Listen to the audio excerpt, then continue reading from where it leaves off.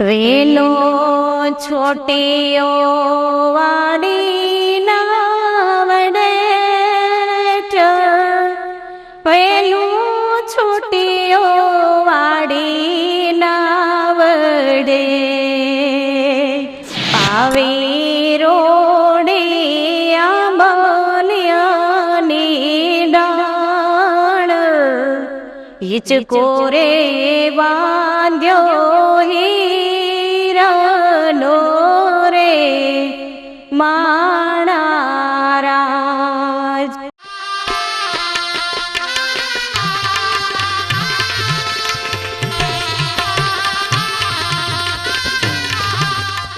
નમસ્તે દર્શક મિત્રો, સુરીલો સંગાથ ચેનલના અમારા મળવા જેવા માનવી શ્રેણીમાં ફરી એક વખત આપ સર્વેનું હાર્દિક સ્વાગત છે.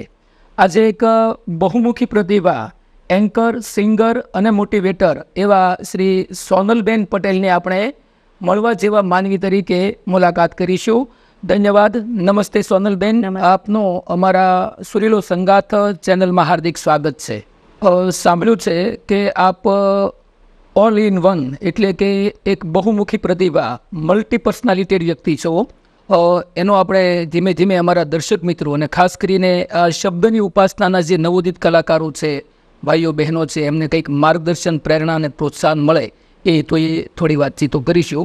સૌ પ્રથમ આપનું વતન, જન્મભૂમિ એટલે કે પિયર, પપ્પાનું ગામ અને એના વિશે થોડો સંક્ષિપ્તમાં પરિચય આપશો. મારું વતન છે, મીન્સ કે પિયર છે મારું અમરેલી જિલ્લાનું વાવડી. જી. અને મારું સાસરું છે અમરેલી જિલ્લાનું ખારી ખીચડિયા. પટેલ પરિવારમાંથી આપ છો અને અભ્યાસ કેટલો કર્યો? મેં MA BEd with psychology and social science. સામાજિક વિજ્ઞાન, મનોવિજ્ઞાન અને MA વિથ BA એટલે એક પ્રોફેસર કક્ષાની જે ક્વોલિફિકેશન છે ત્યાં સુધી આપનો અભ્યાસ રહેલો છે. ખૂબ ખૂબ ધન્યવાદ. કે જેને આઇકોન ફેસ કહી શકાય કે મારે આના જેવું બોલવું છે, એવું કોઈ માનસિક કાલ્પનિક ચિત્ર, એવો કોઈ ચહેરો તમારી નજરમાં કરો કે એ બોલે છે એવું મારે બોલવું છે? એન્કરમાં કે મોટિવેટરમાં આદર્શ કોને માનો છો તમે? હું મારી બેનને જ આદર માનું છું, કારણ કે એ લગભગ 20 વર્ષથી પ્રોફેસરમાં છે અને એ બી એન્કરિંગ કરે છે. જી જી. એવી રીતે ગાયકીના ક્ષેત્રમાં જે તમે કંઠને કસબ આપ્યો છે, ગળાને સંવાર્યું છે, તો ગાયકીના ક્ષેત્રમાં એવી કઈ ગાયિકા એ તમારો એક રોલ મોડેલ ચહેરો કે આઇકોન ફેસ ગણી શકાય? એ છે પૂનમ ગોંડલિયા, પછી ગીતા રબારી. હવે આ બેનું પછી હેમંત ચૌહાણ. જી. હવે એ લોકોને હું બહુ જોઉં છું, એમના વિડીયા બી જોઉં છું. મતલબમાં ગાયકીના અનેક ક્ષેત્રો હોય, જેમાં શ્રદ્ધાંજલિનો કાર્યક્રમ હોય, લગ્ન ગીતો હોય, ડાયરા હોય, સંતવાણી હોય, નવરાત્રિના રાસ ગરબા હોય, વગેરે વગેરે ફેકલ્ટીઝ હોય. એમાં હેમંત ચૌહાણને પણ તમે આદર આપો છો. એનો મતલબ એ થયો કે તમે ભજન સંતવાણીને પણ પ્રેમ કરો છો અને મોટિવેશન તરીકે પણ તમે મેં સાંભળ્યું છે કે કોઈ કંપનીમાં એના સ્ટાફને કાઉન્સેલિંગ આપવા માટે કે તમે પાર્ટ ટાઈમ અથવા ફૂલ ટાઈમ જોબ કે કરતા હતા, એ કઈ કંપની હતી? એ HIV AIDS કાઉન્સેલર. અચ્છા. અને એમાં તમે એ સ્ટાફને કાઉન્સેલિંગ આપતા, મોટિવેશન આપતા, એવા કેટલાક પ્રોગ્રામ હશે? એવા તો 4 વર્ષ મેં જોબ કરી, એટલે બધા ટ્રસ્ટની અંદર પ્રોગ્રામ થતા જ હોય, એમાં મારું એન્કરિંગ બી હોય અને સાથે સાથે કાઉન્સેલિંગ પણ હોય. મોટિવેશનના કાર્યક્રમ તમે ખાસ કયા વિષય ઉપર આપો છો? હું બાળકો વિશે આપું છું, જી. પછી સ્ત્રીઓ વિશે, જી, અને કોઈ પરિવાર વિશે એવા એક્ઝામ્પલ સાથે આપી શકું છું કે જેના કારણે કોઈ પરિવારની અંદર અથવા તો કોઈ બાળકની અંદર કે એવા વિકાસ ઉત્પન્ન થાય કે જેના કારણે આપણા 2 શબ્દો છે એમના પરિવાર સુધી જો પહોંચી શકતા હોય તો એથી મોટી કોઈ વિશેષ વાત હોઈ ન શકે. જી. એટલે મતલબ તમારું જે મોટિવેશનનું ફિલ્ડ છે અને સાયકોલોજીમાં તમે MA કર્યું છે, એટલે લોકોની જે માનસિકતાઓ હોય, મનોતરંગો હોય, એનો પણ ખાસો અભ્યાસ રહ્યો હશે, અનુભવો પણ હશે. એટલે પારિવારિક જીવનને લઈને બહેનો છે, સ્ત્રીઓ છે, એક આદર્શ ગૃહિણી હોય અથવા એક જોબ કરતી જાહેર જીવનની દીકરી હોય કે ઘરમાં માતા પિતા, દેરાણી જેઠાણી, પતિ પત્ની, એ બધા સંબંધો હોય, અને ખાસ કરીને નાના બાળકો હોય, આ બધાનો બાળ ઉછેર કઈ રીતે કરી શકાય એના વિશે ફેમિલીને કેન્દ્રમાં રાખી અને તમે કાઉન્સેલિંગ કે મોટિવેશન આપતા હો છો. ત્યારે એ કરતાં કરતાં ગાયકીમાં 5 વર્ષથી પદાર્પણ કર્યું. એમાં તમને પ્રથમ સ્ટેજ ક્યારે, કોને અને ક્યાં અપાયું? પ્રથમ સ્ટેજ મને નિકુંજભાઈ વેકરિયા જી. અને એ મને શ્રદ્ધાંજલિમાં અપાવેલું છે. ઘરને હાંચવો છો, સાથે ગાયકીને પણ ન્યાય આપો છો અને મોટિવેશન પણ આપતા જાઓ છો. ત્યારે એનું જે બેકઅપ પાથું એ તૈયાર કરવા માટે તમે વાંચન કયા વિષયનું અથવા કેવા પ્રકારનું કરો છો અને તમારા આદર્શ લેખક કોણ?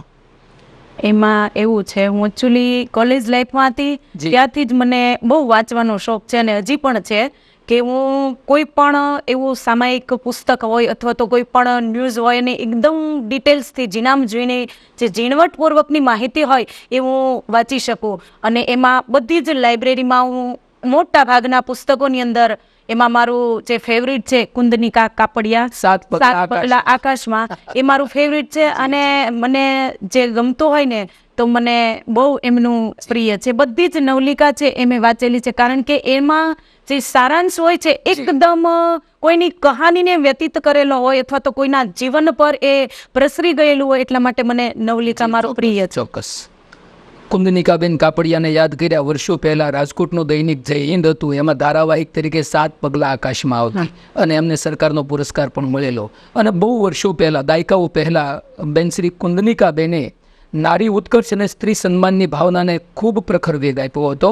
અને એ તમારું વાંચન છે એટલે ખાસ કરીને બહેનો અને નારીઓ કે જેનું શારીરિક, માનસિક કોઈ પણ કારણોસર કોઈ પણ રીતે શોષણ થતું હોય, એમાંથી બદલાતા સમયની સાથે એને સ્ત્રીને પુરુષની સમોવડી ગણી અને એક પ્લેટફોર્મ મળે, એક સુરક્ષા મળે, એક સન્માનનો દરજ્જો મળે, એ દિશા તરફનું તમારું મોટિવેશન રહેલું છે.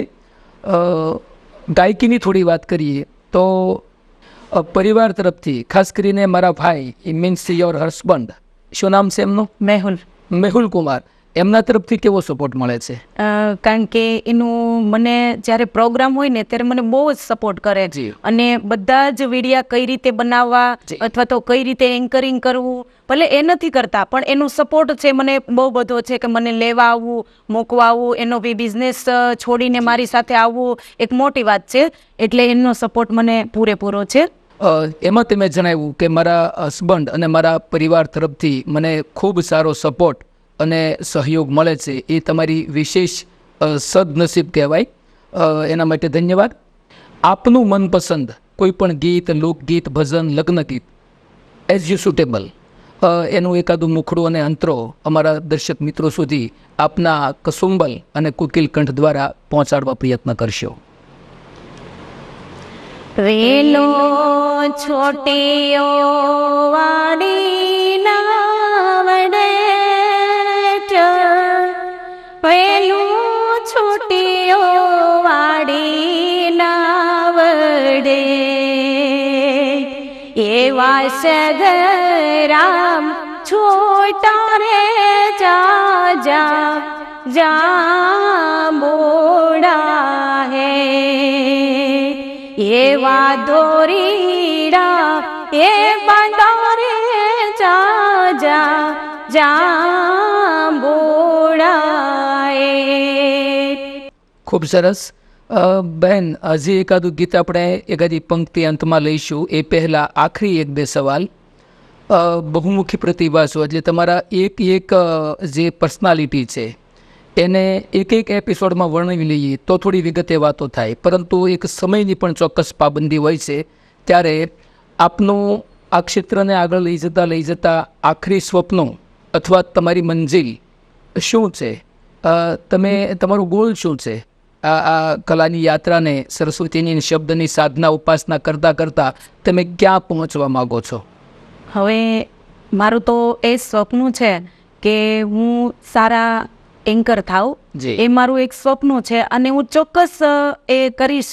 કારણ કે એના માટે હું મારા કામ સાથે, મારા ફેમિલી સાથે અને મારું ટૂંકમાં બધું જ જરૂરિયાત એ પૂરી કરી અને એની સાથે સાથે હું મારો ટાઈમ છે એ હું આમાં આપું છું કે મારો ટાઈમ ક્યાંય 5 મિનિટ મારી ક્યાંય ખોટી બગડતી નથી. અને એ 5 મિનિટનો મને ટાઈમ હોય તો બી હું આમાં વિડીયા કોઈ બનાવું અથવા તો શાયરી મારી સાથે હું કરું અને હું એ મારી રીતે હું બનાવી અને લોકો આગળ શેર કરવા માગું છું. અને પ્લસ મારું એ સપનું છે કે પૈસા કરતાં વર્ચસ્વ લોકોનું જે ચાહના છે એ વધારે છે. પૈસા તો બધી જ જગ્યાએ આપને રળતા મળી જશે, પણ લોકોની ચાહના છે ને, લોકોની ઇજ્જત છે એ આપને પૈસા દેતા પણ નહીં મળી શકે. એટલા માટે મને પૈસા કરતાં મારું જો પ્રથમ પ્રાયોરિટી હું આપતી હોય તો મને લોકોની ચાહના છે. અને આપની આ કલા યાત્રા, આ સમૂહ યાત્રા કહીશું, કારણ કે એમાં એક વક્તા છે, એક ઉદ્ઘોષક છે, એક ગાયક છે, આ બધું જ છે. અને એ બધી એક સિક્કાની અરસપરસ બીજી ત્રીજી બાજુ જેવું છે. એને ખૂબ તરક્કી મળે એવી હાર્દિક હાર્દિક શુભકામના સાથે છૂટા પડીએ પહેલાં હમણાં તમે એક પરંપરાગત લગ્ન ગીત રજૂ કર્યો, કન્યાની વિદાય, વસમી વિદાય. એનું કરુણ ગીત વગર આખો લગ્નનો માહોલ, એના ગીતો એ અધૂરા લાગે. બાકી બધા ફટાણા છે એ તો આનંદ મંગલ માટે હોય જ છે. છૂટા પડીએ પહેલાં એક તમને પસંદ કરુણ રસનો, સાહિત્યના નવ રસ છે એમાંનો એક કરુણ રસનો કન્યા વિદાયનો ગીતની પંક્તિ રજૂ કરશો. આવે રોડે આંબલિયાની ડાળ, હિચકો રે બાંધ્યો હીરાનો રે માણારાજ, દાદા તમારે દેવું હોય તે દેજો, અમારે જાવું પેગળો રે માણારાજ. હે દાદાએ દીધા કાળજડાના દાન રે, દીકરીને તે તેવડાવ્યા રે માણારાજ, લાડકીને તે તેવડાવ્યા રે માણારાજ. ખૂબ ખૂબ ધન્યવાદ સોનલબેન. નવોદિતો અને દર્શક મિત્રોને તમારા તરફથી તમારો પોતાનો શુભેચ્છા સંદેશ શું પાઠવશો? કે આજે હું જે આગળ વધી છું એ મારા થકી જ વધી છું, પણ સાથે સાથે મને દરેકનો સપોર્ટ છે અને મને દરેક વખતે બધી જ માહોલ મને સારો મળી જતો હોય એવું ઘણી વખત ન પણ બનતું હોય, પણ શ્રોતા વગર ક્યાંય વક્તા ન આવી શકે અને વક્તા વગર શ્રોતા પણ ન આવી શકે. એટલા માટે હું દરેક વ્યક્તિને એવું કહી શકું છું કે દરેક પાસે બધી જ એકદમ એવી શક્તિઓ છે અને એ શક્તિઓ આપણી પાસે છુપાયેલી છે, પરંતુ આપણે એ શક્તિનો ક્યાંય ઉપયોગ નથી કરતા. પરંતુ જેમ હું આગળ વધું છું એમ તમે પણ આગળ વધો એવી મારી ખૂબ ખૂબ અભ્યર્થના સાથે હું તમને વિનવું છું. જી, ખૂબ ખૂબ ધન્યવાદ સોનલબેન. દર્શક મિત્રો, તો આ હતા સુરીલો સંગાત ચેનલમાં આજે મળવા જેવા માનવી તરીકે એ બહુમુખી પ્રતિભા, એક એન્કર, એક સ્પીકર, એક મોટિવેટર અને એક સિંગર.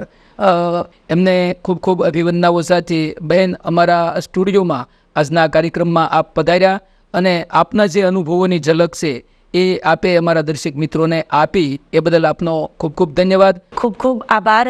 તમે મને સુરીલો સંગાત ચેનલમાં મને અહીંયા આવકારી અને મને બોલવાનો મોકો આપ્યો એ બદલ મનોજભાઈ તમારો અને તમારા સ્ટાફ વતી હું ખૂબ ખૂબ આભાર માનું છું. ધન્યવાદ. જય સિયારામ. ધન્યવાદ.